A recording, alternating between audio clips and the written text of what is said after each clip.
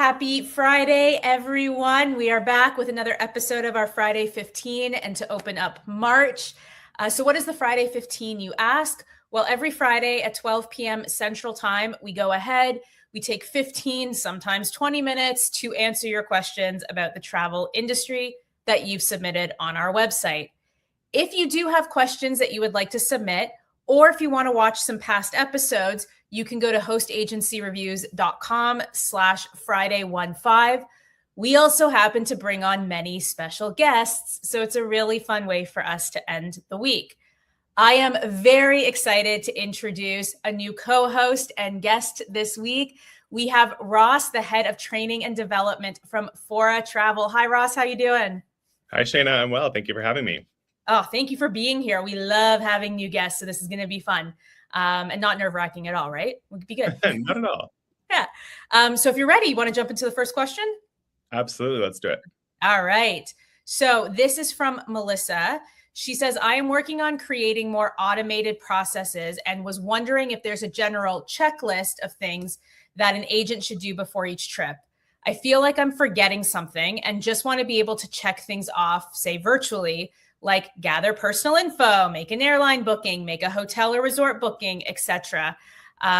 So, I'm wondering what other agents or advisors might have included in their processes or what would be a good idea to implement. Great question, Melissa. Yes, excellent question. And, I think as travel advisors, we all tend to be quite organized. Some would say type A. And so we love a checklist. And I think, starting just sort of an old school version of that, having a document that is lengthy and detailed can be very important, especially as you think about those reminders for the very specific things that travel advisors do for their clients. And so, I rely on a checklist. It's now probably 2 or 3 pages long. We have an agency-wide one that we circulate and you can customize. And so we've seen that be very useful as a starting point. But I do think that every advisor has their own way of working, their own priorities for their clients. And so I highly recommend customizing that. I think that there's probably some that you could easily crowdsource. And of course, AI is our friend. And so leveraging tools like that to see what am I missing? We know the top 10 or 20 tasks that we might need to do for a client trip, but just gut checking that with another travel advisor or with an AI tool about what's missing or what you might want to include is a great place to start. One thing that I actually adjusted my own checklist to do was actually think about some of those pre-trip, potentially upsell opportunities for things like trip add-ons, whether it's transportation, activities, travel insurance. I think especially right now, travel insurance is so important to offer our clients that having that formal reminder in our own checklist is absolutely critical. I also adapted my checklist to include some of the during trip and post-trip action items that we might want to take. It's not just about getting our clients ready for the trip, but it's also about supporting them during it. And then, of course, that post-trip follow-up is super important to drive repeat bookings and continue that relationship with our clients. So that's kind of the old school version of truly just having a checklist in a Word document, maybe even print it out. But you could, of course, modernize that. And so I love using Google Tasks. I've actually created custom task lists for the trip planning components. And I have that as a template that I can replicate client after client, trip after trip, and then tailor it for what might be specific to that client's needs for that trip. Yeah, I love that you mentioned earlier where you said within Fora, you actually have a checklist that you can use as a template. And I love having that as a jumping off point. Like you said, every advisor is a little bit different. So we'll have some different processes or they have different types of clients that require different things. But to have something to start with, I think is incredibly helpful. And also, I think that list will have things on there that advisors wouldn't necessarily have thought of that, with your thousands of advisor members, you've come to learn from them and they've given you that feedback. So I think that that's great. Another thing I was going to say, but you beat me to it, is you have the Google Tasks, you have a template. I always, no matter what I do. So for us, for managing projects, we use ClickUp at Host Agency Reviews. Anytime, for example, we've got a big event coming up that's tech focused. Whenever I put together the whole project task list, everything that we have to get done, I always have a template so that we can reuse it year after year. So I don't have to rebuild everything. And so I love that too. I think that that's a great idea. For me, Melissa, if you're going to take it one step further, once you have this task list and you're feeling comfortable with it, I'd start looking at what on this list can you automate? right? What can be automated? What's something you're finding you're doing with every single client, right? Automate those things. They can still sound personal, but automate those things so that that kind of comes off of your list of things that you need to manually do. And then the other pieces can be more personalized. So that would be kind of my 2 cents on that one.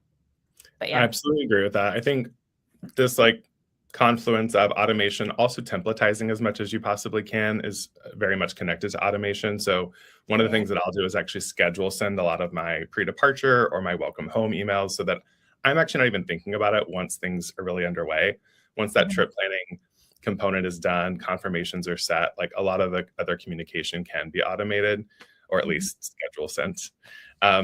You mentioned something else that is jogging my memory as well. I think it's really about like the personalization of this process, because we learn with our clients, we grow with our clients, those relationships matter. That's what sort of sustain us in this business. And I think being able to not just like have a checklist for the first time you work with a client, but referring back to that time and time again, especially if there's something very unique to that client's travel style, it just shows that you as the advisor are forward thinking.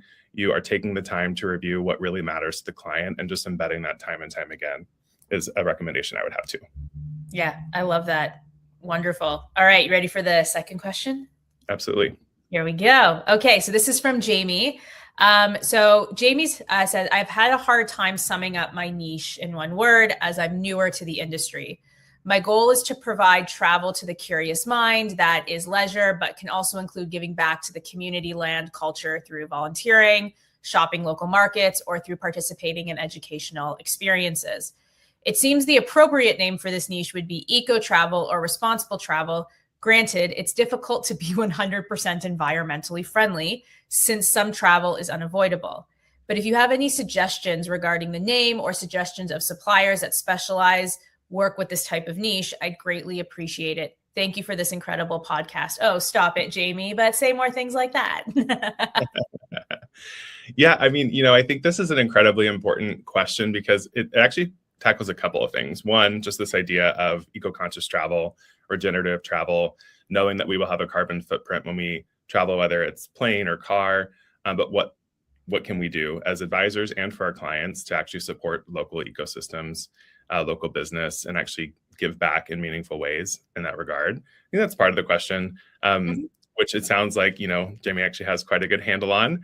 I think the other really interesting part of this question is like, as an advisor, knowing that I have this interest or specialty focus area or niche, how do I actually embed that in marketing my business and the offerings that I have for my clients? And I think this is something that, when I work with advisors at Fora, we actually talk about this pretty early on, especially as advisors start their business. There's always this question of, do I go broad? Do I go deep? How do I balance those two things? And I always encourage advisors at the earlier stage of their business to really think about embracing these broad ideas that clients bring your way. So yes, we may have an interest in eco-conscious travel or sustainable travel, but we shouldn't necessarily limit ourselves to just that as we start to build our business, because developing a niche or marketing a niche a little too early could actually isolate some clients. And I think for a newer advisor, it's really important to have broad experience across a lot of different travel types so that can affirm the niche that you think you want to develop, but it can also let your clients know you can really do it all. And those don't have to be mutually exclusive. You really can find a middle ground. Shane, I'm curious if you would add anything to that idea. I have a few other thoughts, but would start there. No, please continue with your few other thoughts. I'm very intrigued. I just think like the advisors, like getting reps at different types of bookings is super important. I think especially on the newer side of things, advisors need confidence and, exploring a new type of travel partner. So maybe most travel advisors are comfortable booking hotels early on. Maybe cruise is a new aspect for them. Moving into like the cruise booking world, there's a lot to learn. But if you are focused so closely on a specialty area or a niche, you may never actually get exposure to that type of travel. And I just think it's important to be very well-rounded so that you can actually support whatever trip requests your clients bring your way. And that, of course, goes well beyond hotels and cruises. It's all inclusive. It's group travel. It's corporate travel. It's, travel for certain life stages, whether it's baby moons, honeymoons, couples, retirement celebrations. There's all sorts of, I think, opportunities out there that I would just want to make sure advisors feel like they can capture in their business models. Yeah, no, I love that. And I think Jamie, since you've mentioned that, like, since Jamie mentioned she's a newer advisor, I think it's important to see what's out there and understand. I think a lot of time we get into this industry and we really don't know everything that's out there, and it's pretty expansive and pretty incredible. I personally love the focus on more responsible travel, but that can fall within a multitude of different niches, which is really exciting. I mean, Jamie, I grew up in the adventure travel world. So I worked for an adventure travel operator for 10 years, right? And I actually, I found advisors had kind of checklists of things that they would ask us with regards to, more community tourism and being more local and kind of that real feel of travel. We actually have one we're going to link. We have an article about a sustainability checklist that you can ask suppliers, you can ask your hosts, you can ask your clients what's important to them. And also that list works actually for your own personal business in terms of what you do and how you continue to remain sustainable and responsible. But you're going to kind of learn, you can ask suppliers these questions to learn more, but that may fall within you starting to learn you're going to specialize more in luxury cruising, or that you are going to go down the adventure travel route, or you're going to do a lot of FIT, but you know what to ask the suppliers so that you kind of stay within your realm of, I'm going to focus on the responsible travel side or the local travel side. But I love this question. So yeah, but yeah, it's a passion of mine too. So I get it. No, I fully agree with that. I think, even just asking two or three simple questions to a supplier when you're getting a trip put together, their ability to answer that quickly, cohesively, is going to be a pretty good indicator if they are truly dedicated to sustainable practices compared to talking the talk but not walking the walk. Oh yeah, and a lot, especially I know on the tour operator side of things, really go down that path, and they have that ability as they, they kind of traverse by land as well. So you can take more locally sourced kind of versions of traveling from one place to the other and things like that. There's different certifications out there that a lot of businesses have. So Jamie, keep going down that route. Tell us what you learn. I'm excited. If you ever want to talk personally, I'm also on the board for Tourism Cares, where we focus on local, sustainable, and responsible travel. So definitely reach out for sure. All right, you ready for the final question? Yes, let's do it. All right. So this is from Quincy. I'm thinking about adding my booking metrics data, like number of cruises booked, flights, destinations, to my website. Do you think this is a good idea? If so, how would an agent go about adding that information to their site? All of this is to help build a trusting relationship with clients about the services that we provide.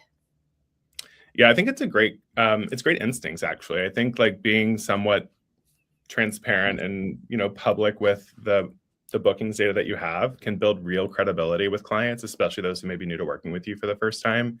I think clients feel super supported with their advisor when the advisor can say, I booked 200 cruises, and it's going to give the new client a lot of confidence that this advisor knows exactly what to do for their upcoming cruise. Of course, could be any type of travel as well. I think in terms of how to go about it, I would try to keep it as like aggregate as possible. I wouldn't get too detailed. I think clients want to know the broad strokes of the success you've seen in your business. They don't necessarily need to know of the 200 cruises you booked, 4 were Mediterranean and 7 were Antarctica, and across these cruise lines. I think just keeping it very broad and general is going to do the job without having to make you work too hard. I also would encourage everybody to think about how this is going to be maintained over time. So the moment you put something on a website, today maybe it's 200 cruises, but next year maybe it's 300 or 350. And so just having a plan in place to keep that data fresh would be a recommendation that I would have as well. Yeah, we always talk about keeping things as evergreen as possible. So it's important to us, all of our blogs, we update them at least once a year, but the more content in there that is evergreen, that kind of lasts over time, we're all small teams, all travel agencies, or if you work as an independent advisor on your own. I think that is a great call, Ross, just to, either that, or you kind of like have, I have something in my calendar, something that I do once a month. So I put it on the first day of the month and it reminds me to do it. So things like that as well. I also totally agree with the keep it simple, stupid. Keep the information really simple. Something like those details, like I would probably have it in a bit of a bigger text. Probably would have it closer to the bottom, but depends on how important, Quincy, this is to you to share. As a client, if I'm coming to a travel advisor's website, that's not the first thing that I'm looking at, is to see how many things that you've booked. So it wouldn't necessarily be something for me that I would keep above the fold. But that's something that you can ask clients, and you can ask your fellow advisors if any of them have done this. It's the beauty of being a member of a host, is that you've got that community of advisors to ask that feedback, plus your host as well. So 100%. Yeah, I think there's so much support that comes along with that type of a setup. yeah. I think the only other thoughts I have around this is really thinking about like the metrics that you choose to publish are going to signal what matters to you and what you do well. So that can also be, it can affirm things that you like to do and the type of bookings that you would like to replicate in the future. And if the numbers themselves don't feel super compelling, excuse me, you could also think about like the qualitative client feedback that you get, which is also data. It's just not numerical data. So think about testimonials, think about things like that that will really drive that business forward. I am all about testimonials for your clients specifically. I think data is important for you as an advisor. Without question, I think you should be making decisions off of it. But I think for your clients, I totally agree with you, Ross. I think testimonials mean a heck of a lot more than knowing that you've booked 200 cruises for clients. So I think it's a great shout. All right, I'm going to share the two most important links of this podcast with you all. So we're going to share the link. If you are interested, you want to learn more about Fora, you can ask them questions directly on their host agency reviews directory. So we're going to link that for everybody in the comments. We are also going to link directly to Fora's website if you want to go check them out and learn more. They are incredibly quick to answer questions. So please feel free, ask away. If you are a Fora advisor and you haven't left them a review, please do that too. We love seeing the reviews come in. What do we have coming up the rest of the month? March is full, and she is a beauty.